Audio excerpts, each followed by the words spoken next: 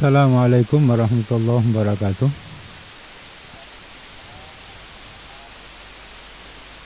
Innalhamdalillah nahmaduhu wa nasta'inuhu wa nastaghfiruh wa na'udzu billahi min syururi anfusina min sayyiati a'malina. May yahdihillahu fala mudhillalah wa may yudlilhu fala hadiyalah. Asyhadu an la ilaha illallah wahdahu la syarikalah wa asyhadu anna Muhammadan abduhu wa rasuluh. Allahumma salli wa sallim wa barik ala nabiyyina Muhammad wa ala alihi wa ashabihi wa man tabi'ahum bi ihsanin ila yaumiddin. Amma ba'd. Bapak, Ibu-ibu, saudara sekalian, peserta pengajian Ramadan pimpinan wilayah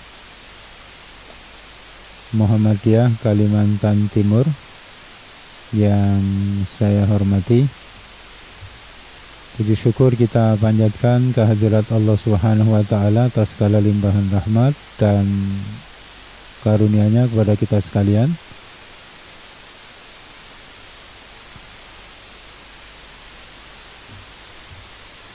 Atas segala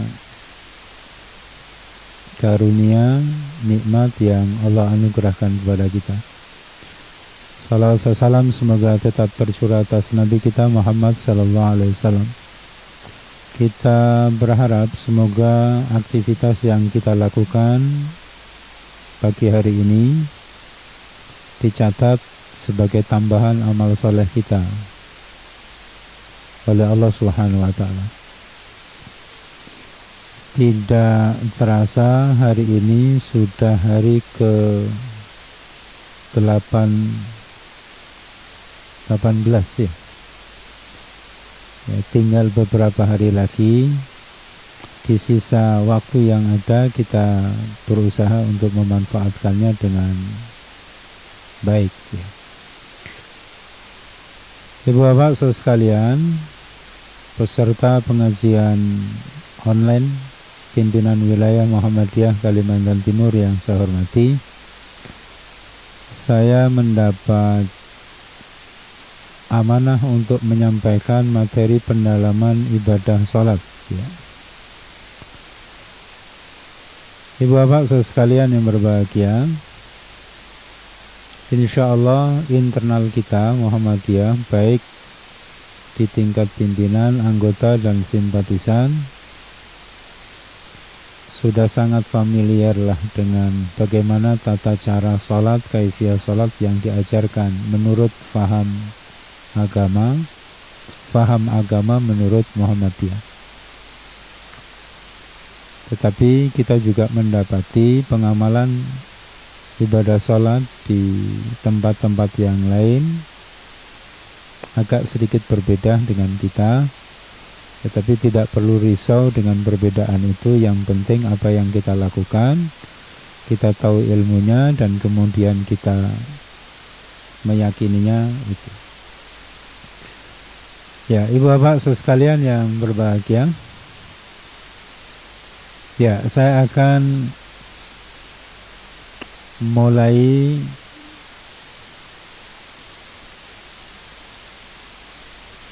ya, sholat itu kewajiban yang sangat penting. Ya, seberapa pentingnya sholat? Ibu bapak saudara sekalian yang berbahagia,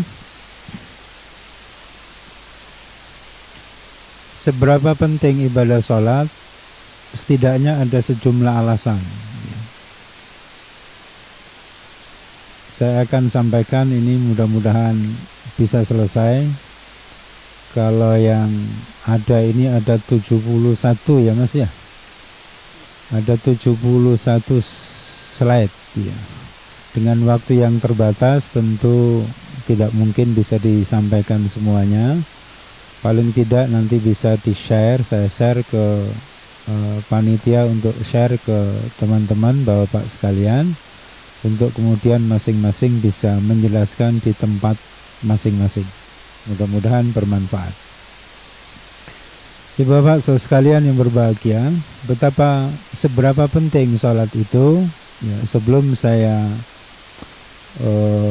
sampaikan beberapa alasan secara nakli, baik yang bersumber dari Quran maupun yang bersumber dari Al-Hadis. Saya sampaikan biasanya kita merasa lebih percaya dalam tanda kutip ya. Jadi kalau mengutip ucapan orang-orang hebat dalam tanda kutip, apalagi itu orang barat, itu rasanya keren gitu ya. Saya mengawali dengan ini dulu ya. Tapi saya tidak bermaksud keren-kerenan gitu. Ya paling tidak ya kita tahu apa kata orang barat ya. Kata para ilmuwan barat tentang sholat. Satu, nih, August Sefsali itu ya, seorang guru besar kedokteran berkebangsaan Prancis. Apa yang beliau sampaikan? Apa itu sholat? Sholat adalah jalinan hubungan yang disadari dan dikehendaki oleh jiwa, oleh ruh dengan zat yang maha kuasa. Ini kata August. Jalinan hubungan yang disadari dan dikehendaki oleh jiwa atau ruh dengan zat yang maha kuasa. Ya, dari apa yang disampaikan ini, kita Bapak Ibu sekalian yang berbahagia nanti bisa kembangkan bahwa sesungguhnya saat kita melaksanakan ibadah sholat itu kita sedang menjalin hubungan ya, secara sadar dengan Allah Subhanahu wa Ta'ala Sang Maha Kuasa. Jadi tidak main-main. Jadi sholat itu menjalin hubungan secara disadari dan dikehendaki oleh jiwa, oleh ruh dengan zat yang maha kuasa. Kita melakukan ibadah sholat itu kita sadar sedang mengadakan jalinan hubungan ya. Dan hubungan ini bukan hubungan sekedar hubungan, tetapi hubungan yang memang didorong oleh kebutuhan ruh, oleh kebutuhan jiwa kita, bahwa kita perlu mengadakan jalinan hubungan dengan Sang Pencipta, yaitu Allah Subhanahu wa Ta'ala. Saya akan lanjutkan. Agama, kalau di dalam bukunya itu ditulis agama, tapi dalam tanda kurung itu saya, sholat yang dimaksud ya. Sebagaimana hadis Rasulullah SAW, sholat itu disebut dengan Al-Fatihah itu disebut dengan sholat ya. Qasamtus sholat kismain, kalau dalam hadisnya saya membagi sholat itu menjadi dua bagian. Yang dimaksud bukan sholatnya tetapi surat Al-Fatihahnya. Agama, sekali lagi sholat itu tambahan saya, menjadi kebiasaan hidup karena merupakan amalan penting dalam kehidupan manusia. Ini seorang sarjana, seorang ilmuwan non-muslim bisa menegaskan seperti ini, sementara dia, mohon maaf, tidak melakukan sebagaimana yang sering kita lakukan. Tapi membuat pernyataan ini tentu bukan tanpa alasan. Sholat menjadi kebiasaan hidup karena merupakan amalan penting dalam kehidupan. Jadi kalau orang hidup itu tanpa sholat, maka sesungguhnya ia meninggalkan kebiasaan amalan penting dalam hidupnya. Saya lanjutkan ya, supaya nanti kita bisa cepat ke Quran dan sunnahnya. Salat bukanlah mengucapkan kata-kata atau mengulang-ulang kalimat, tetapi salat adalah gerakan atau aktivitas yang disadari oleh seorang untuk menjalin hubungan pribadi dan komunikasi langsung dengan zat yang maha gaib. Jika tidak melakukan sholat, jika tidak maka tidak ada agama, tidak ada sholat. Artinya begini, jadi kalau orang katakanlah siapa sajalah manusia, lebih-lebih kita umat Islam, kalau tidak melakukan aktivitas sholat, tidak menjalin hubungan pribadi dengan dan komunikasi langsung dengan Allah Subhanahu wa taala, maka sesungguhnya tidak ada agama. Bisa dimaknai dua. Kalau sholat yang kita lakukan itu ternyata belum kita rasakan bahwa kita sedang menjalin hubungan pribadi dan berkomunikasi langsung dengan Allah Subhanahu wa taala, ya sesungguhnya kita belum sholat. Satu. Atau kalau sholat itu tidak dilakukan, maka sesungguhnya agama, siapapun yang mengaku dirinya beragama, maka dipertanyakan keagamaannya. Ya. Saya lanjut. Yang kedua, Dr. Alexis, Dr. Alexis, ya pemenang Nobel kedokteran. Salat memunculkan aktivitas pada perangkat tubuh dan anggota tubuh, bahkan sebagai sumber aktivitas terbesar yang dikenal sampai saat ini. Sebagai seorang dokter, saya melihat banyak pasien yang gagal dalam pengobatan, dan dokter tidak mampu mengobatinya. Lalu ketika pasien saya membiasakan sholat, justru penyakit mereka hilang. Sungguh sholat bagaikan tambang radium yang menyalurkan sinar dan melahirkan kekuatan di dalam diri. Nah, luar biasa. Ibu bapak sekalian yang berbahagia, nanti banyak lagi pernyataan-pernyataan. Kalau kita mau membaca sejumlah literatur, hubungan antara gerakan sholat dengan kesehatan, hubungan antara sholat dengan kesehatan jiwa itu luar biasa, dan kita tidak akan pernah bosan, banyak literatur yang bisa kita baca. Nah, intinya pernyataan beliau ini, sholat itu menjadi salah satu terapi penyembuhan terhadap penyakit yang sulit disembuhkan oleh para medis, oleh dokter, bahkan dokter spesialis sekalipun. Kita harus memahami bahwa sholat bukan sekedar mekanisme bacaan untuk doa-doa, tetapi sholat adalah meditasi suci, di mana manusia merasakan kehadiran Allah dalam sholat, sebagaimana ia merasakan panasnya matahari atau merasakan kelembutan seorang sahabat.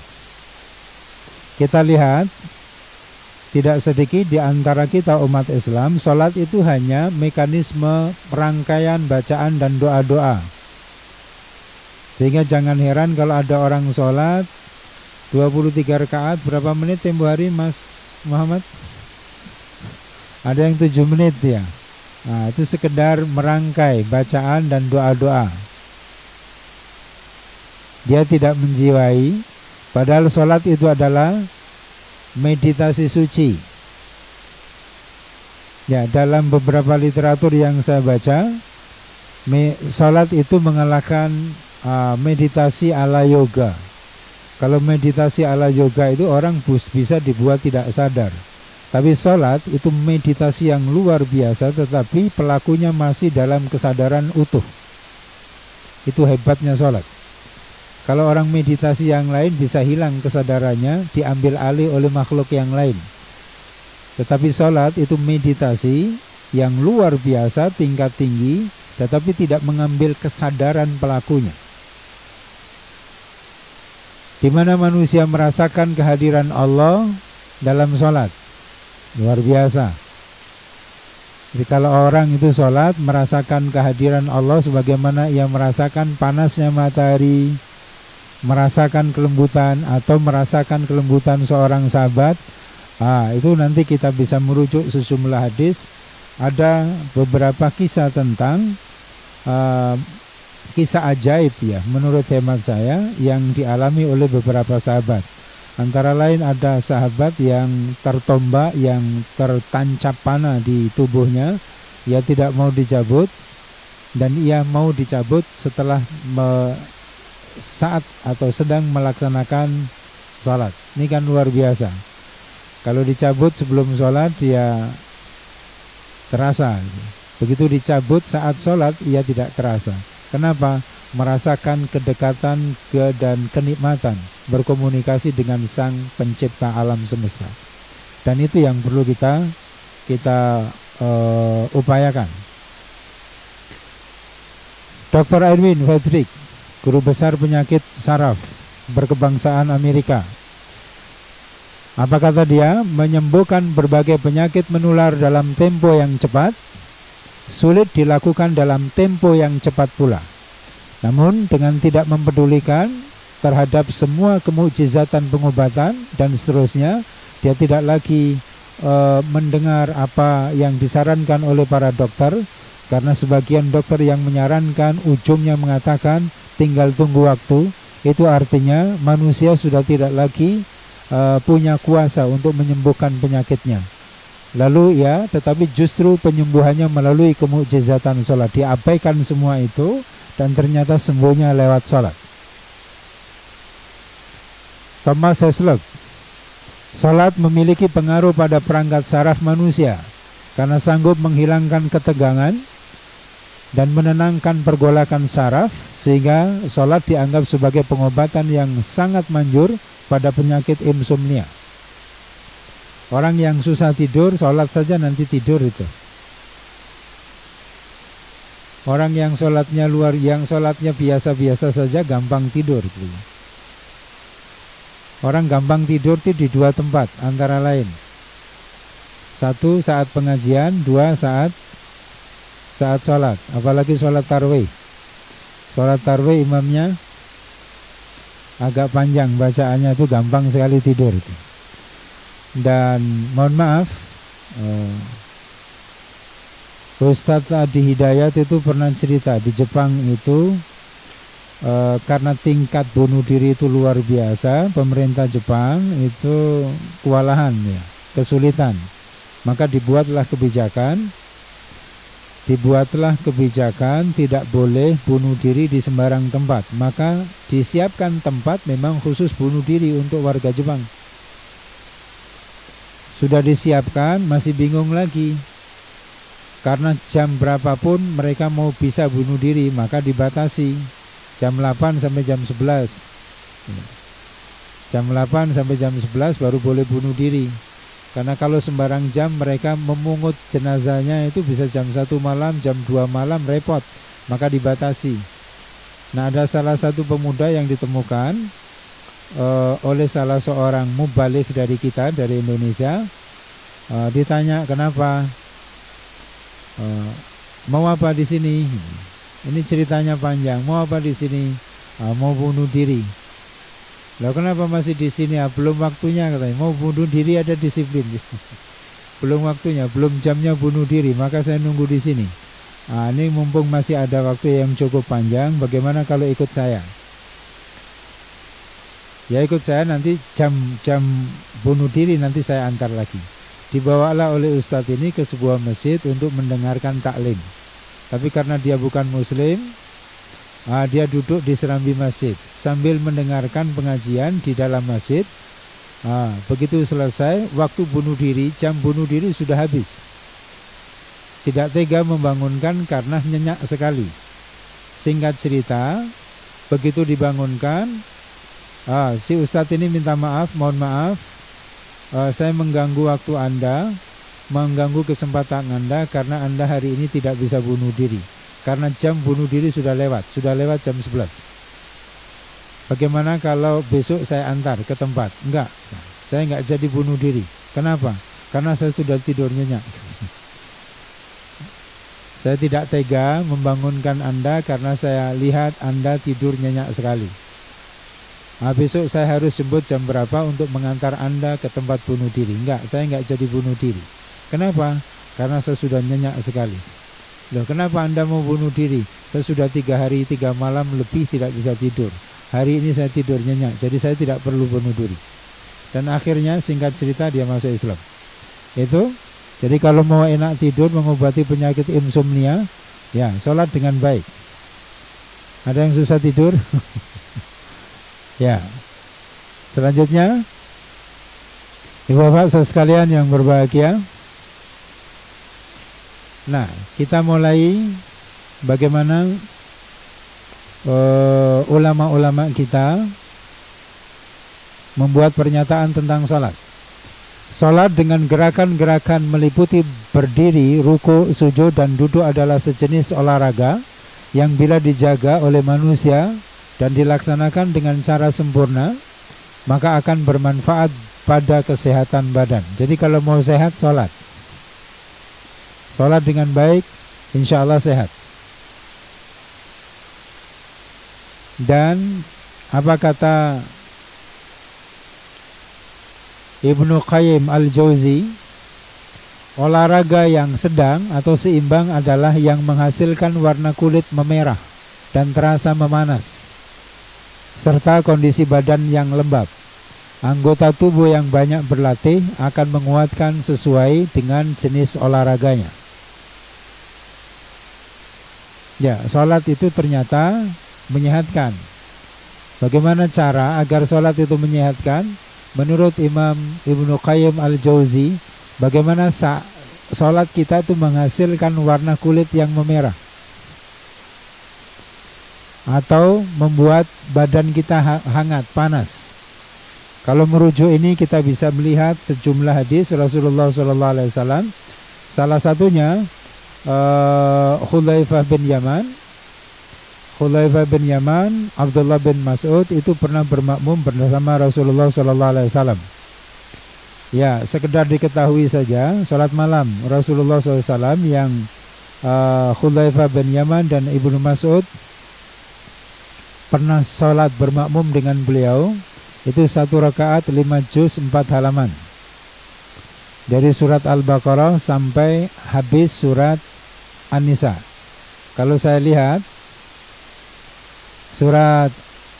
sampai surat An-Nisa itu ada 5 juz 4 halaman, 1 rakaat.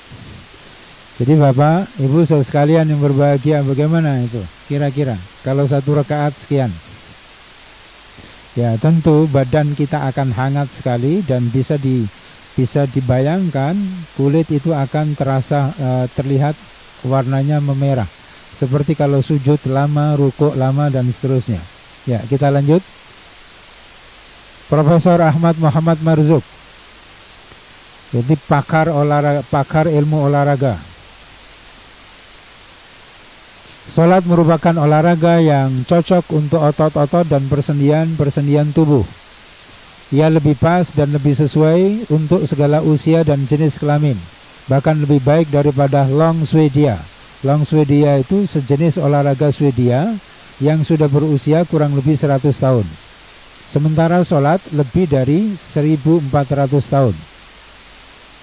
Ya, sholat itu jauh lebih baik dari bentuk olahraga long Swedia.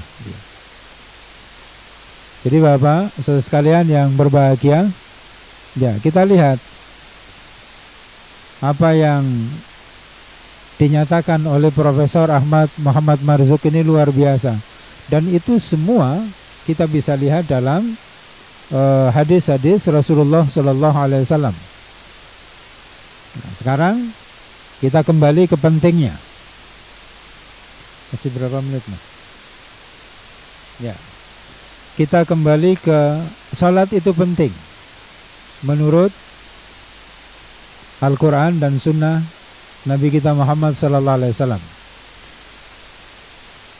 Data pertama, mengapa salat itu amat sangat penting, setidaknya saya mencatat ada beberapa, tidak seluruhnya yang bisa saya saya tampilkan di slide. Satu, bahwa salat itu penting adalah Nabi dan Rasulullah diperintah dan memerintahkan salat. Semua Nabi dan Rasul itu diperintah oleh Allah Subhanahu wa Ta'ala melaksanakan ibadah salat, dan kemudian para beliau memerintahkan umat dan kaumnya masing-masing untuk melakukan hal yang sama. Kita lihat datanya. Nabiullah Ibrahim alaihissalam, saya mulai dari Nabiullah Ibrahim. Nabiullah Ibrahim itu menurut salah satu sumber sejarah lahir pada tahun 1997 sebelum Masehi dan wafat 1822 sebelum Masehi, berarti usia 175 tahun. Nabiullah Ibrahim secara khusus berdoa untuk keturunannya agar menjadi penegak sholat. Kita bisa lihat di surat Ibrahim ayat 40.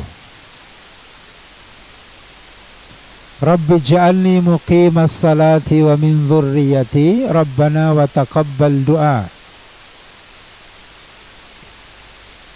Ya Tuhanku, jadikanlah aku dan anak cucuku orang-orang yang tetap mendirikan sholat. Ya Tuhan kami, perkenankanlah doa kami. Itu Nabiullah Ibrahim. Ya, sekali lagi saya ulang, menurut salah satu literatur yang pernah saya baca tentang umur dan kelahiran nabi-nabi, termasuk di buku Al-Anbiya dan Al-Anbiya wan Nubuwah, itu juga bisa kita baca. Nah, salah satu literatur Nabiullah Ibrahim itu lahir 1997 sebelum Masehi, wafatnya 1822 sebelum Masehi, di usia 175 tahun. Nah, Bapak sekalian yang berbahagia, ini Nabiullah Ibrahim. Mengapa sholat itu penting? Nah, ternyata para nabi dan para rasul sudah diperintah oleh Allah Subhanahu wa taala melaksanakan sholat, dan para beliau mengajarkan dan memerintahkan kepada umat dan keluarganya masing-masing untuk mendirikan sholat. Ini doa Nabiullah Ibrahim. Yang kedua, Nabiullah Ismail alaihissalam. Kalau Bapak Ibu buka di surat Maryam ayat 55, mulai ayat 54 itu menegaskan tentang Nabiullah Ismail. Di 55-nya, wa kana ya'muru ahlahu bis salati waz zakah wa kana inda rabbih mardiyya. Dan adalah Nabiullah Ismail alaihissalam menyuruh keluarganya untuk sholat dan menunaikan zakat, dan ia adalah seorang yang diridhoi di sisi Allah. Ya, saya akan cepat. Nabiullah Ibrahim sholat dan memerintah sholat, diperintah sholat, memerintah sholat. Nabiullah Ismail juga demikian. Kemudian Nabiullah Musa alaihissalam dan Nabiullah Harun. Ya, saya cepatkan saja mengingat waktu. Ini kalau kita mau baca dari ayat 11 surat Thaha, itu adalah Nabiullah Musa alaihissalam sampai ayat 14-nya, innani anallah la ilaha illa ana fa'budni wa aqimus salata li dzikri. Wahai Musa, sesungguhnya aku adalah Allah, tidak ada Tuhan yang berhak, yang patut disembah selain aku. Maka sembahlah aku, beribadalah, mengabdilah kepadaku, dan dirikanlah salat untuk mengingatku. Ini Nabiullah Musa alaihissalam juga diperintah salat oleh Allah Subhanahu wa taala. Ini Nabiullah Musa dan Nabiullah Harun. Wa auhayna ila Musa wa akhihi an tabawwa'a liqaumikuma bimisra buyutan waj'alu buyutakum qiblah wa aqimus shalah wa basyiril mu'minin. Ini perintah salat kepada Nabiullah Musa dan Nabiullah Harun alaihissalam. Ambillah olehmu berdua beberapa buah rumah di Mesir untuk tempat tinggal bagi kaummu, dan jadikanlah olehmu rumah-rumah itu sebagai tempat salat, dan dirikanlah olehmu salat, serta gembirakanlah orang-orang yang beriman. Ternyata Nabiullah Musa, Nabiullah Harun juga diperintah salat oleh Allah Subhanahu wa taala. Saya lanjutkan. Bani Israel secara umum juga diperintah oleh Allah Subhanahu wa taala salat. Kita bisa temukan di mana? Kita bisa ditemukan di mulai ayat 40, mulai ayat 43. Wa aqimis salati, aqimis salata. Di 45-nya wasta'inu bis sabri was salah. Ini Bani Israel. Kalau kita tarik dari ayat 40, itu adalah Bani Israel. Ya Bani Israel al-kuru ni'mati allati an'amtu, dan seterusnya sampai ayat 45 masih kisah Bani Israel. Ini artinya Bani Israel juga diperintah salat oleh Allah Subhanahu wa taala. Kemudian Nabiullah Zakaria alaihissalam kita bisa temukan dari ayat 38, ya. Kalau kita mau baca dari ayat 36 sampai 39, Dan poinnya di sini, fanadathul malaikatu wa huwa qaimun yusalli.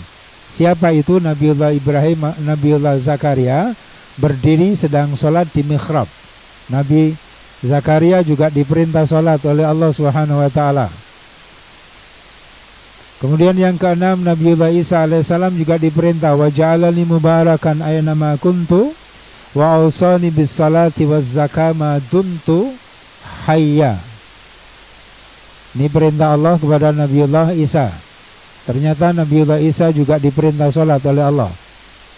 Luqmanul Hakim, di dalam surat Luqman, kalau Luqman meminta anaknya untuk mendirikan sholat, itu artinya seperti Nabiullah Ismail menyuruh keluarganya mendirikan sholat, Luqman juga melakukannya. Ya bunayya aqimis salata wa'mur bil ma'ruf wanha 'anil munkar wasbir 'ala ma asabak inna dzalika min azmil umur. Wahai anakku, dirikanlah salat dan suruhlah manusia mengerjakan yang baik dan cegahlah mereka dari perbuatan yang mungkar dan bersabarlah terhadap apa yang menimpa kamu, sesungguhnya yang demikian itu termasuk hal-hal yang diwajibkan oleh Allah untukmu. Ya, Bapak Ibu saudara sekalian yang berbahagia, sedikit saya selipkan di ayat ini. Sering saya sampaikan di pengajian-pengajian Samarinda. Ini salah satunya. Jadi kalau mau beramar ma'ruf, yang punya greget perbaiki sholat. Ya. Di Muhammadiyah itu terkenal dengan gerakan Islam dakwah, gerakan Islam dakwah amar ma'ruf nahi mungkar. Di Muhammadiyah kita sangat familiar dengan amar ma'ruf nahi mungkar. Tapi seberapa punya greget, ya, seberapa punya greget dan punya pengaruh besar terhadap yang didakwai terkait dengan gerakan amar ma'ruf nahi mungkar, itu akan ditentukan oleh kualitas sholat kita masing-masing. Jangan berharap amar ma'ruf nahi mungkar yang kita lakukan itu akan berhasil maksimal kalau sholat kita bermasalah. Maka selesaikan sholatnya dulu, baru amar ma'rufnya insya Allah akan punya taji. Apa taji itu? Kalau ayam itu jalu. Ya. Jangan bicara amar ma'ruf tinggi-tinggi sementara sholatnya rusak. Nggak punya pengaruh. Orang teriak-teriak amar ma'ruf nahi mungkar, sholatnya tidak dibenahi, tidak ada pengaruh. Karena itu perbaiki sholat. Ini sudah sering saya terangkan panjang lebar di pengajian-pengajian Samarinda. Ya, saya lanjut saja karena ini masih banyak. Umat manusia secara umum juga diperintah oleh Allah Subhanahu wa taala sholat, dan memerintahkan kepada para orang tua untuk memerintahkan kepada keluarganya mendirikan sholat. Wa'mur ahlaka bis salat wastabir 'alaiha. La nas'aluka rizqa nahnu narzukuka wal 'aqibatu lit taqwa. Ya. Kemudian Nabiullah Muhammad sallallahu alaihi wasallam, Nabiullah Muhammad sallallahu alaihi wasallam beserta umatnya, Nabiullah Muhammad sallallahu alaihi wasallam beserta umatnya, kita semua termasuk di dalamnya adalah orang-orang yang beriman, juga diperintah oleh Allah Subhanahu wa taala mendirikan salat. Kita bisa lihat di surat Al-Muzammil. Ini ada perintah salat. Di sana ada wa aqimus shalah wa atuz zakah wa aqridullaha qardan hasana. Ayat 20. Kemudian kita bisa lihat, ya, saya tidak ingin lama-lama ke sini. Kita bisa lihat di ayat berikutnya, Muzammil ayat 2. Qumil laila illa qalila, terkait perintah sholat malam. Di Al-Muddathir ayat 2, Qum fa'anzir, bangun, Qum fa'anzir, bangunlah, dirikan sholat, bergerak, lalu berilah peringatan. Nah, ini senada dengan di surat Luqman tadi. Nah, jadi sebelum memberikan peringatan, diminta untuk memperbaiki kualitas sholat. Kemudian di Al-Isra, aqimus salata liduluki syamsi ila ghasaqil laili wa qur'an al-fajr. Inna qur'an al-fajri kana masyhuda. Ya, terutama sholat subuh. Sholat subuh itu kalau tahu pahalanya, merangkak pun jadi. Di shaf pertama, jika untuk mendapatkan shaf pertama itu harus undian, maka orang akan bergegas untuk mendapatkan undian agar mendapatkan shaf yang pertama. Al-Baqarah 153, ya ayyuhalladzina amanu ista'inu bis-sabri was-shalah innallaha ma'as sabirin. Ya. Bapak Ibu sekalian yang berbahagia, dua, itu nabi-nabi. Salat itu penting.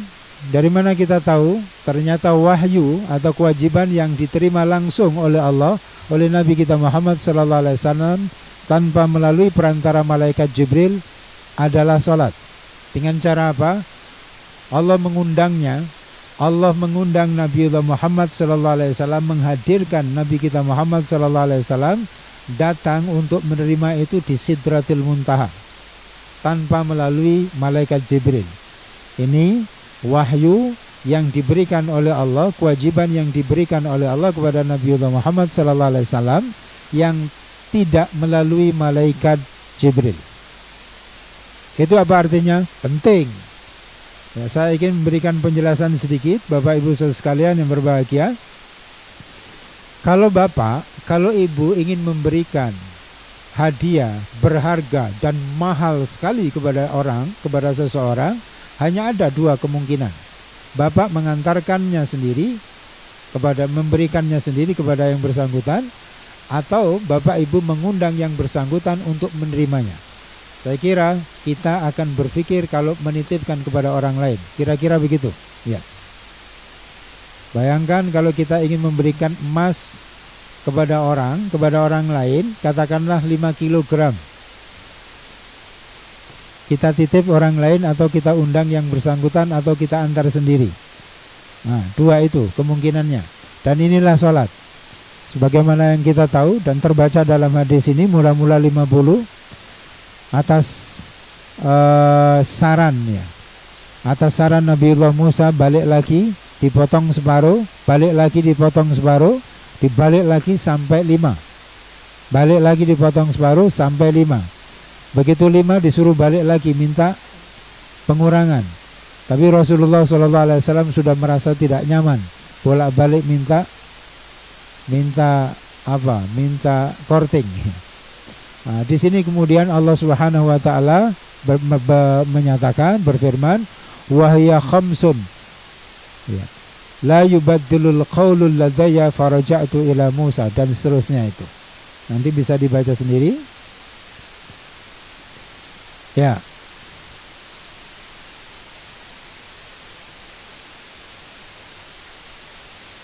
Yang ketiga, alasan sholat itu penting adalah satu-satunya kewajiban yang tidak boleh ditinggalkan dengan alasan apapun. Salah satu bentuk ibadah yang tidak boleh ditinggalkan, satu-satunya ibadah yang tidak boleh ditinggalkan dengan alasan apapun. Ibadah apa yang bisa ditinggalkan? Tidak ada, kecuali salat. Haji bisa ditinggalkan? Bisa. Nggak punya uang, apalagi tahun ini punya uang pun tidak berarti tidak ada harganya. Nah, kabar yang saya terima ini Hotman Paris, Bapak Ibu sekalian yang berbahagia, mudah-mudahan ini tidak keliru, tidak hoax. Hotman Paris ini sedang dekat dengan Deddy Corbuzier, dan berbicara tentang Islam. Kata Deddy Corbuzier yang menyampaikan kepada Hotman Paris, dalam Islam harta itu luar biasa, tetapi satu sisi harta itu tidak ada artinya. Contoh bahwa harta itu tidak ada artinya. Hari ini saat Covid, orang yang punya banyak harta nyaris tidak punya arti. Nah, kemudian Hotman Paris itu kan punya kendaraan mewah ya. Wah, dia berpikir Lamborghini ada, Ferrari ada gitu ya. Nah ini harta saya semua ini mahal-mahal, bisa kemana ini dengan COVID itu? Itu baru COVID. Belum lagi berpikir konsep kehidupan akhirat. Satu-satunya ibadah yang tidak boleh ditinggalkan adalah sholat. Salah satu hadisnya adalah ini, yang insya Allah semua kita familiar ya. An Imran ibn Husain ya. Dari Imran bin Husain radhiyallahu anhu berkata, suatu kali aku menderita sakit wasir, lalu aku tanyakan kepada Nabi kita Muhammad sallallahu alaihi wasallam tentang cara salat. Maka beliau menyatakan, sholli qa'iman fa illam tastati fa ta'idan fa illam tastati fa ala jambin. Nanti di hadis yang lain ada tambahan. Salatlah dengan berdiri, kalau tidak bisa duduk, kalau tidak bisa duduk baring. Nanti ada tambahan di hadis lain, wa illa fa'auma. Kalau juga tidak mampu berbaring, lakukan dengan isyarat. Ini yang meriwayatkan banyak. Sahih Bukhari 1050, Abu Daud 1815, Sunan Ibnu Majah 18978. Kalau mau dicek. Yang keempat, amal hamba. Salat itu penting karena ternyata amal hamba yang pertama kali dihisab dan menjadi tolak ukur. Tolak ukur baik dan buruknya hamba. Mau melihat baik buruknya seseorang itu lihat sholatnya. Kalau sholatnya baik, insya Allah baik perilakunya. Kalau perilakunya tidak baik, hampir bisa dipastikan sholatnya bermasalah. Kalau orang suka berbicara yang gak baik, itu sholatnya bermasalah. Orang berbicara bohong, sholatnya bermasalah. Orang yang suka menipu, sholatnya bermasalah. Itu saja. Jadi orang yang sholatnya baik tidak mungkin ngomong kotor, tidak mungkin ngomong bohong, tidak mungkin berbuat curang. Mana dalilnya? Ya ini. Fa in salahat faqad aflaha wa anjaha wa in fasadat faqad khaba. Di hadis yang lain, in salahat salaha sairu amali wa in fasadat fasada sairu amali. Kalau salatnya beres, yang lain beres. Salatnya rusak, yang lain rusak. Kita bisa lihat orang ya. Orang yang sholatnya baik, insya Allah perilakunya baik, ngomongnya baik, tutur katanya baik, tingkah lakunya baik. Kalau mau bicara itu berpikirnya sekian kali agar orang lain tidak tersinggung. Ya Bapak Ibu saya sekalian yang berbahagia, ini hadisnya. Ini hadis yang lain yang sempat saya ini ya. Bahkan ada tambahannya ini. Jadi kalau awwalu ma yuhasabu bil abdu yaumal qiyamah. Yang pertama dihisab adalah salat. Kalau tadi tolak ukur yang baik. Jadi salat itu pertama kali yang dihisab oleh Allah Subhanahu wa taala sudah sebelum menghisab yang lain. Ya. Kalau sudah beres salatnya, maka amal perbuatan yang lain insya Allah beres. Kalau salat wajibnya ada kekurangan, ini seperti yang disampaikan oleh Ustadz Rifki tempo hari. Jadi kalau salat wajib seseorang itu belum sempurna, maka Allah bertanya kepada malaikat, apa salat wajibnya sempurna? Sempurna, ya. Maka sempurnalah dia. Apa salat wajibnya ada kekurangan? Ada, lihat apakah ada kekurangan. Kalau ada kekurangan, lihat sholat sunnahnya, karena sholat sunnah itu melengkapi kekurangan sholat wajib. Ya, ya. Ini yang meriwayatkan adalah Imam Sunan An-Nasai nomor 462. Alhamdulillah saya sempat nyatat. Hadis yang lain sama kurang lebih isinya. Ya, saya akan ini Abu Daud 733. Yang kelima, sholat itu sangat penting adalah ternyata sholat sebagai pembeda antara iman dan kafir, antara iman dan syirik. Untuk membedakan orang itu kafir atau beriman, musyrik atau beriman, lihat dia sholat atau tidak. An Jabir radhiyallahu anhu qala sami'tu Rasulullah sallallahu alaihi wasallam yaqul inna baina ar-rajuli wa baina asy-syirki wal kufri tarkus shalah. Ya, Saya pernah mendengar Rasulullah SAW bersabda, sesungguhnya dinding pemisah antara seseorang dengan kemusyrikan dan kekufuran adalah ditinggalkannya salat atau meninggalkan salat. Bisa dilihat Dalilul Falihin jilid 3 ya, halaman 500, nomor 1078, terbitan Asyirka Al-Quds Kairo Mesir, dan seterusnya. Ini yang senada dengan hadis tadi, hanya agak sedikit berbeda redaksinya. Ini diriwayatkan oleh Imam Tirmidzi nomor 3543. Silakan nanti dicek. Ada yang waman tarakaha faqad asyrak, ada waman tarakaha faqad kafar. Barang siapa yang meninggalkan sholat maka kufurlah dia. Barang siapa yang meninggalkan sholat maka syiriklah dia. Ini di Ibnu Majah. Sunan Ibnu Majah 1669, Musnad Ahmad 2001, 21.000 nih, hadis 21.859. Ya, sekarang kita lihat manfaat-manfaat sholat. Dimudahkan menjadi lebih baik. Ya. Tinggal berapa menit, Mas? Ya. Ya. Ya. Bermanfaat bagi beberapa manfaat ibadah sholat. Satu, dimudahkan menjadi lebih baik. Orang yang sholatnya benar itu pasti lebih mudah menjadi lebih baik. Nah, Bapak Ibu sekalian yang berbahagia,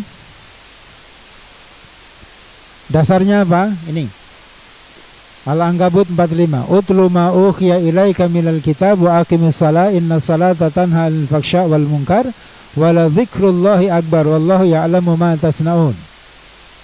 Perhatikan baik-baik Bapak Ibu sekalian, di slide itu utlu, tidak diperintah iqra, bukan iqra ma uhiya ilaika. Silakan dicek nanti kalau mau mengetahui terjemahannya. Antara iqra dan utlu itu diterjemahkan sama, yaitu bacalah. Antara lain di surat Al-Alaq, iqra bismi rabbikal ladzi khalaq, itu terjemahannya bacalah. Kemudian di surat Al-Isra ayat 14 insyaallah, iqra kitabaka kafa binafsika alaika hasiba. Iqra kitabaka, bacalah.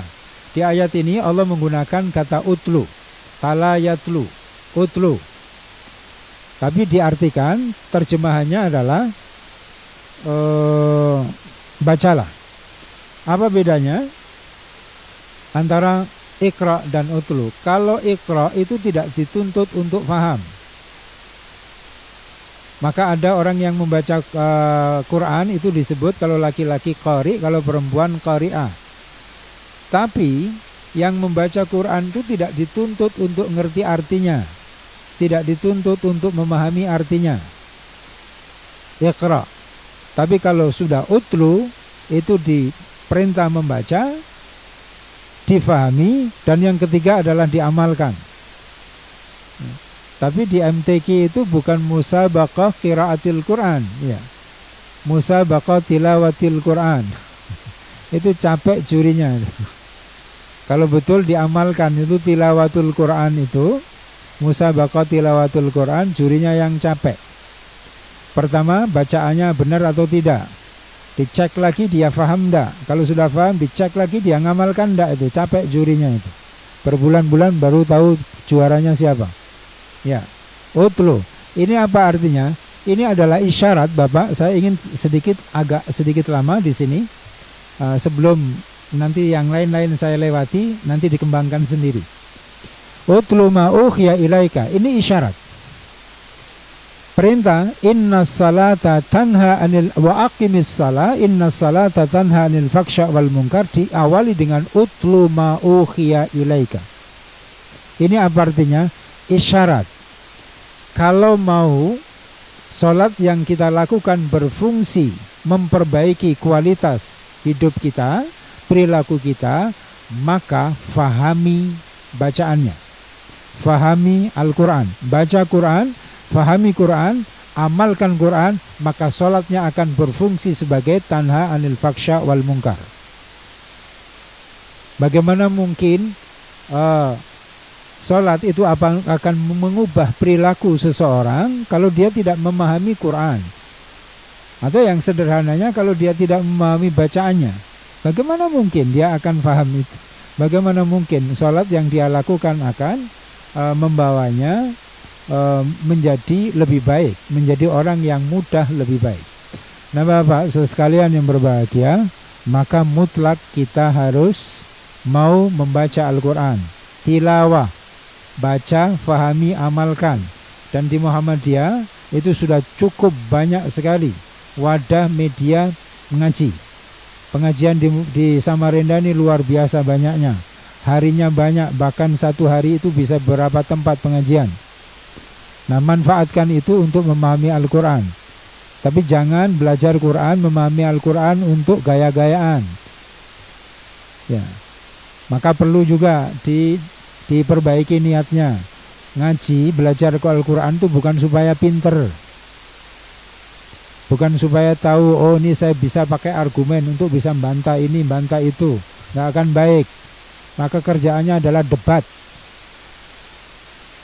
Kalau ada orang memberikan masukan, di debat. Ada memberikan masukan, di debat. Ya. Kenapa? Ya karena belajar untuk pinter, bukan belajar untuk baik. Belajar Quran itu supaya berubah menjadi baik, bukan supaya berubah menjadi pinter. Kalau tujuannya berubah menjadi pinter, kerjaannya bantah orang. Ya. Baiknya enggak, bantahnya hebat gitu. Jadi Bapak sekalian yang berbahagia, utlu ma'ukhiyah, baca, fahami, amalkan, maka sholatnya insya Allah berkualitas. Ya, saya mau cepat Mas ya. Berapa menit habis? 5 menit. Ya, insya Allah lain kali lah. Atau mudah-mudahan Bapak, ustadz-ustadz yang lain di daerah-daerah bisa memberikan penjelasan kepada jamaah masing-masing dari PowerPoint ini. Ya, memperoleh ketenangan. Ya, sholat itu pasti membuat orang tenang. Sholat itu pasti membuat orang tenang. Kalau ada orang sholat nggak tenang, sholatnya bermasalah. Sudah, begitu saja rumusnya. Karena rumus Quran tidak mungkin salah. Orang sholat itu pasti tenang. Kalau ada orang sholat nggak tenang, berarti sholatnya bermasalah. Kenapa? Di ayat ini, Bapak, Ibu sekalian yang berbahagia, aqimis salata li dzikri. Dirikanlah sholat. Sholat itu untuk apa? Sholat itu bukan untuk sehat, walaupun sehat itu adalah bonus. Tapi sholat itu ditegaskan melalui wahyu ini, aqimis salata li dzikri. Itu ada yang warna kuning, Bapak Ibu. Dirikanlah sholat untuk mengingatku. Jadi sholat itu agar kita ingat Allah. Kalau ingat Allah itu jangan ingat namanya. Kalau kita ingat Allah, apa yang kita ingat? Kekuasaannya. Yang kita ingat apa? Nikmatnya. Yang kita ingat apa? Kehebatannya. Maka kita akan terus merasa kecil ketika kita berhadapan dengan Allah Subhanahu wa ta'ala. Kalau kita punya masalah bisa tenang karena Allah akan membereskan semua masalah. Jadi Bapak, Ibu sekalian yang berbahagia, sholat itu untuk mengingat Allah, bukan untuk sehat. Walaupun sehat itu bonus. Dari mana tahu? Ya ini ayatnya. Sholat itu adalah untuk mengingat aku. Dan fungsi mengingat Allah itu pasti tenang. Kita lihat ayatnya. Ar-Ra'd ayat 13, ayat 28. Alladzina amanu wa tatma'innu qulubuhum bidzikrillah, ala bidzikrillahi tatma'innu qulub. Orang yang mengingat Allah itu pasti hatinya tenang. Kalau tidak tenang berarti cara mengingatnya keliru. Ya. Jadi Bapak sekalian yang berbahagia, ingat Allah itu pasti tenang. Mohon maaf Ibu Bapak sekalian yang berbahagia, media atau cara mengingat Allah itu banyak sekali. Membaca Quran itu berarti mengingat Allah. Bahkan Al-Qur'annya sendiri disebut dengan az-zikr. Kita bisa lihat nanti Bapak di surat Al-Hijr ayat 9, inna nahnu nazzalna dzikra wa inna lahu lahafidun. Maka sesungguhnya saat orang membaca Quran berarti ia sedang mengingat Allah. Membaca Quran mengingat Allah, apalagi menghafal. Itu mengingat Allah. tasbih mengingat Allah, istighfar mengingat Allah, doa mengingat Allah, dan puncak zikir, puncak mengingat Allah itu adalah salat. Wala dzikrullahi akbar. Jadi zikir itu mengumpulkan jenis, jadi salat itu adalah mengumpulkan semua jenis zikir. Salat itu adalah zikir terbaik. Karena di sana ada mengingat Allah, di sana ada istighfar, di sana ada doa, di sana ada memuji, di sana ada bacaan Quran dan lain-lain. Maka salat itu adalah merangkum semua jenis zikir. Tapi sayang, mohon maaf ibu bapak sekalian yang berbahagia, kita masih bisa lihat beberapa umat Islam yang lebih suka berzikir dalam arti subhanallah, alhamdulillah sesudah salat, salatnya 3 menit, zikirnya 15 menit. Kebalik itu. Zikir terbaik itu salat. Salat Rasulullah SAW itu lama, zikirnya sebentar. Zikir Rasulullah sesudah salat itu sebentar, salatnya yang lama. Karena apa? Rasulullah faham zikir terbaik itu adalah salat. Nah, umatnya sekarang melakukan yang terbaik. Umatnya sekarang kebanyakan melakukan yang terbalik. Salatnya 3 menit, zikirnya 20 menit. Saya lanjut, pasti tenang ya. Dimudahkan urusannya, bahkan pada persoalan rezeki. Wa may yattaqillaha yaj'al lahu makhraja wa yarzuqhu min haitsu la yahtasib. Apa hubungannya tawakal dengan salat? Iya, takwa itu disebut pertama kali oleh Allah Subhanahu wa taala di surat Al-Baqarah ayat 2 dan 3. Ciri orang yang bertakwa itu apa? Pertama, beriman kepada Allah. Sesudah itu apa? Salat. Berarti salat adalah tanda orang bertakwa. Orang yang salatnya baik berarti takwanya meningkat. Orang yang takwanya meningkat diberi kemudahan oleh Allah Subhanahu wa taala. Dimudahkan urusannya bahkan pada persoalan rezeki. Ya. Jika berdoa berpotensi dikabulkan. Kita lihat Zakaria berdoa belum selesai sholat sudah dikabulkan oleh Allah Subhanahu wa taala. Wa huwa qa'imun yusalli fil mihrab annallaha yubashshiruka. Belum selesai sholat baru berdoa dalam sholatnya, itu saat berdiri Allah sudah mengabulkan doanya dengan apa? Annallaha yubashshiruka biyahya. Jadi kalau mau cepat dikabulkan doanya oleh Allah Subhanahu wa taala, perbaiki kualitas sholat. Sholatnya asal-asalan, maunya kalau doa cepat dikabulkan, nggak ketemu rumusnya. Kepingin dapat jodoh cepat tapi sholatnya malas, nggak ketemu rumusnya.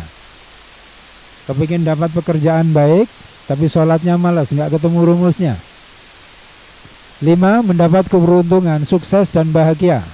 Nah, di surat Al-Baqarah dari ayat 1 sampai 5, stressingnya adalah ayat 5. Ulaika ala hudam mir rabbihim wa ulaika humul muflihun. Kenapa dia sukses? Kenapa dia beruntung? Karena ditempel terus dengan petunjuk Allah. Isyaratnya apa? Ala hudan, tidak menggunakan fauqa hudan. Di atas dalam bahasa Arab itu setidaknya ada 2. Ada fauqa, ada ala. Kalau nempel itu ala.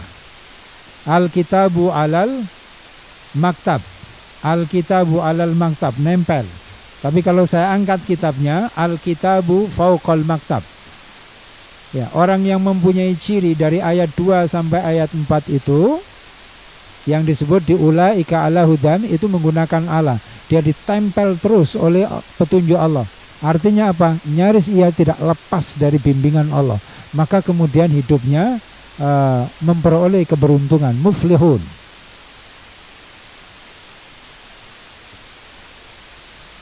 Ya. Di al-ala qad aflaha man tazakka wa dzakara asma rabbih fa shalla. Pasti sukses orang yang salat. Di al-mu'minun qad aflahal mu'minun alladzina hum fi salatihim khashi'un. Ya. Yang keenam, menyehatkan. Ya, salat itu menyehatkan seperti yang tadi saya sampaikan. Ya, dalam hadis ini Rasulullah SAW menjelaskan bahwa manusia itu punya 360 persendian. Dan masing-masing persendian itu perlu sedekah, perlu olahraga, perlu menjaga kesehatannya. Dan menariknya, Bapak Ibu saudara sekalian yang berbahagia, di hadis ini berbagai macam kebaikan itu adalah sedekah. Berarti kita bersedekah untuk sel atau persendian kita. Amar ma'ruf itu sedekah, nahi mungkar itu sedekah, menyingkirkan gangguan di jalan itu sedekah, dan semua itu bisa di cover dengan 2 rakaat sholat duha. Kita lihat, ya, ini, ya, saya kembalikan, semua bisa di cover. Wa yujzi'u min dzalika kullihi rak'atani minadz duha. 360 persendian kita yang memerlukan sedekah itu bisa di cover dengan 2 rakaat salat duha. Ya, bisa dibaca ini. Hadisnya Sunan Abu Dawud nomor 1093 4574. Kalau mau dicek lagi, Muslim 1171, Musnad Ahmad 20.501 dan seterusnya. Melahirkan sikap energik dan produktif. Ya, orang yang sholatnya baik itu energik dan produktif, nggak malas-malasan. Ini hadisnya, hadis Rasulullah SAW, terutama untuk sholat malam atau sholat subuh setidaknya. Umat Nabiullah Muhammad kalau tidur diikat oleh setan dengan 3 ikatan, dan 3 ikatan itu akan lepas dengan saat bangun dia berdoa, lepas ikatan pertama. Begitu wudu, lepas ikatan kedua. Begitu sholat, lepas ikatan ketiga. Maka paginya ia akan bersemangat, jiwanya tenang, damai.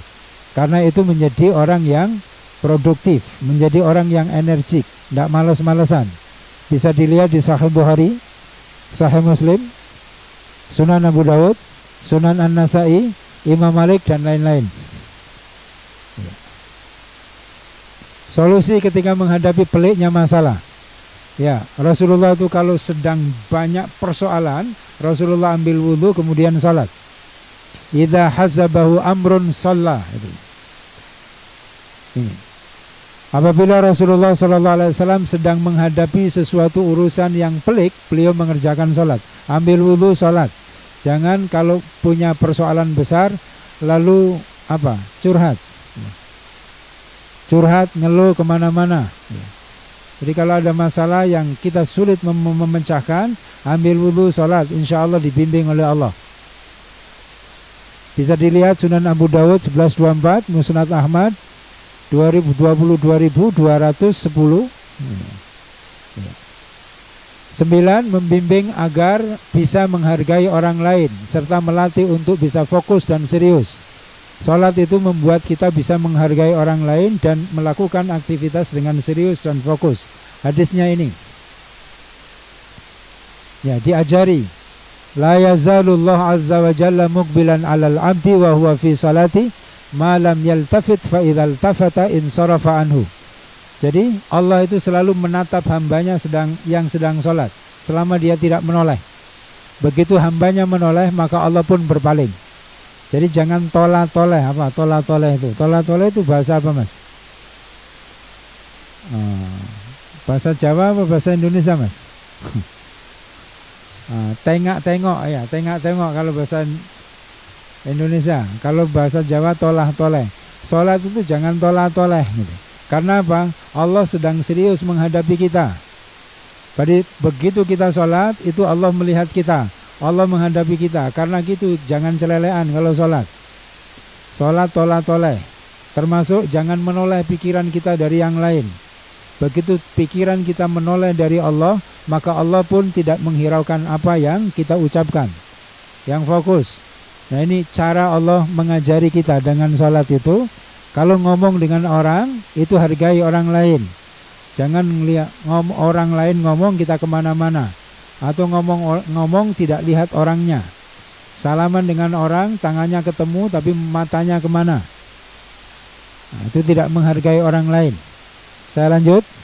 Bisa dilihat di Sunan Abu Dawud 775, An-Nasai 1182, Musnad Ahmad, dan seterusnya.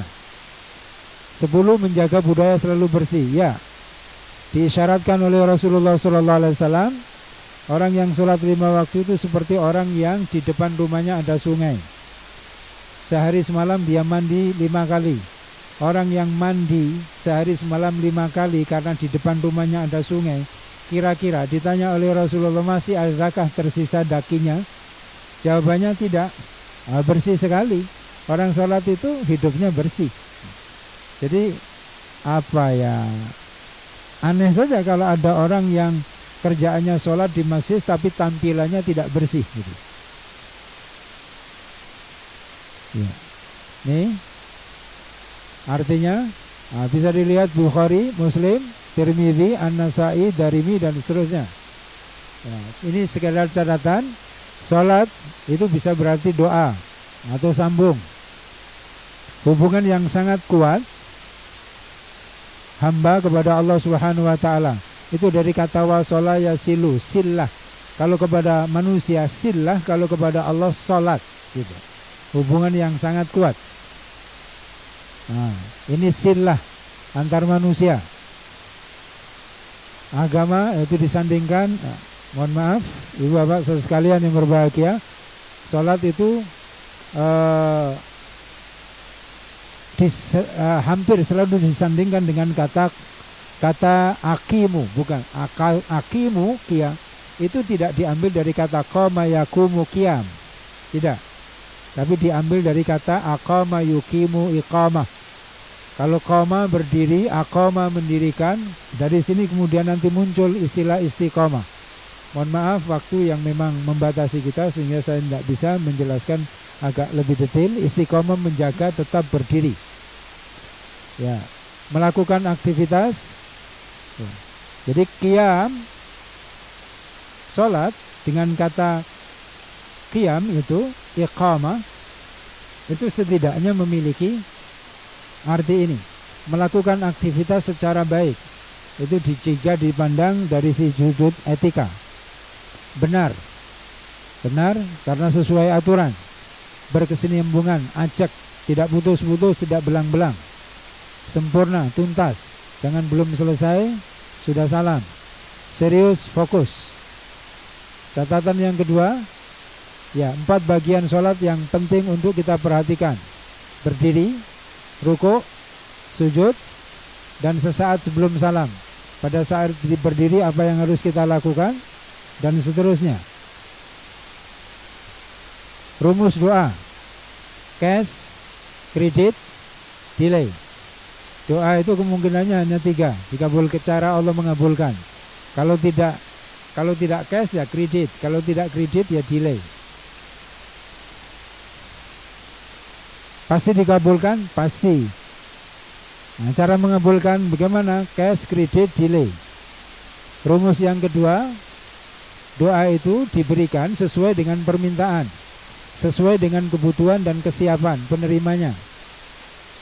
Yang kedua, ditangguhkan sampai batas waktu siap menerima. Contoh perpindahan kiblat, Rasulullah harus menunggu 3 tahun. Berdoa, Rasulullah selalu berdoa, dan setelah kurang lebih 3 tahun baru perpindahan kiblat yang merupakan doa itu dikabulkan oleh Allah.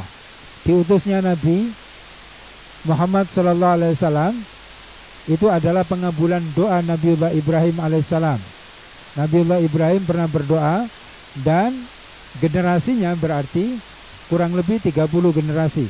Kalau Nabiullah Ibrahim lahir 1997 sebelum Masehi, sampai kemudian Rasulullah lahir, itu kita bisa hitung berapa ribu tahun.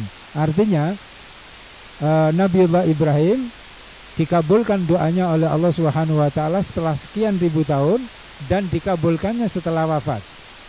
Jadi jangan khawatir ibu bapak sekalian, terutama para orang tua, kalau anaknya nakal doa terus, karena bisa jadi doa bapak ibu dikabulkan setelah bapak ibu wafat. Loh kok begitu? Ya, bukankah kita pernah mendengar ada anak baik berubah baiknya luar biasa setelah ibunya meninggal? Setelah bapaknya meninggal, baiknya luar biasa. Karena itu para orang tua jangan pernah berhenti berdoa, karena bisa jadi doa kita dikabulkan saat kita sudah diambil oleh Allah. 3, dari apa yang diinginkan dengan apa yang dibutuhkan. Yang diinginkan tidak dikasih, diganti oleh Allah dengan apa yang kita butuhkan. Bukankah kita sering meminta kepada Allah apa yang kita inginkan, padahal kita tidak butuh. Yang kita inginkan tidak diberi oleh Allah, tapi yang dibutuhkan yang justru diberikan oleh Allah. Rumus hubungan dengan Allah. Nah ini, aku dekat, engkau dekat. Aku ingat, engkau ingat. Kalau kita ingat kepada Allah, maka Allah ingat kita. Al-Baqarah. Bisa dibaca? Aku lupa, engkau lupa. Kalau kita lupa kepada Allah, Allah pun lupa kepada kita. Nasullah fanasiyahum. Dan bahkan pada gilirannya Allah membuat kita lupa terhadap diri kita. Nasullah fa'ansahum anfusahum. Ya. Rumus ketiga, aku jauh, engkau jauh, aku dekat, engkau dekat. Ini yang sering dinyanyikan Bimbo. Hadisnya ini. Kalau kita mendekat kepada Allah Subhanahu wa taala sedepa, Allah mendekat kepada kita sehasta. Kita mendekat kepada Allah sehasta, Allah mendekat kepada kita sedepa. Kalau kita mendekat kepada Allah dengan berjalan, Allah mendekat kita dengan berlari. Artinya luar biasa. Ini rumusnya. Aku kembali, engkau kembali. Ya. Manusia taba, Allah yatubu. Arsal arti taubat adalah kembali. Jadi kalau kita kembali, Allah kembali. Kalau kita jauh, Allah jauh. Kita pergi, Allah pergi. Nih, aku penuhi, engkau penuhi. Jadi kalau mau dipenuhi doanya, penuhi perintah Allah. Ujibu da'watad da'i falyastajibu li wal yu'minu bi. Ya. Minta tolong para ustadz, para kiai di daerah masing-masing untuk menyampaikan materi ini kepada jamaahnya masing-masing, karena nggak mungkin saya sampaikan semua ini. Terakhir, nah ini, iyyaka na'budu wa iyyaka nasta'in. Iyyaka na'budu itu sama dengan iyyaka nasta'in. Artinya apa? Pertolongan Allah datang kepada kita tergantung kualitas ibadah kita kepada Allah. Jadi kalau ingin mendapat pertolongan Allah yang hebat, hebatkan na'budu kita. Iyyaka na'budu wa iyyaka nasta'in. Itu rumusnya. Kalau dipanggil sholat jam 12, misal Allah memanggil kita jam 12, datang 12. Manggil 12.10, datang 12.10. Begitu seterusnya. Jadi kalau kita dipanggil oleh Allah, maka datang. Pada saat kita memanggil Allah, maka Allah pun akan memanggil. Kita dipanggil oleh Allah jam 12, kita datang. Kita memanggil Allah jam 12, Allah pun akan datang jam 12. Sebagaimana kita dipanggil oleh Allah Subhanahu wa taala jam 12, jam 11.45 kita udah datang. Begitu kita memanggil Allah jam 12, jam 11.45 Allah sudah datang. Maksudnya apa? Bukankah kita sebelum doa sering mendapatkan sesuatu? Belum minta, tapi sudah dikasih oleh Allah. Saya kira ini Bapak Saudara sekalian yang berbahagia. Mohon maaf, saya kejar-kejaran dengan banyaknya slide ini. Selamat memperbaiki kualitas sholat. Nanti dibaca materinya. Dan sekali lagi saya memohon minta tolong kepada para ustadz, para kiai di daerah masing-masing untuk menjelaskan materi ini kepada jamaahnya, kepada warganya, kepada masyarakatnya. Mudah-mudahan kita sama-sama dimudahkan memperbaiki kualitas sholat kita. Saya kira itu Mas. Terima kasih, mohon maaf. Assalamualaikum warahmatullahi wabarakatuh.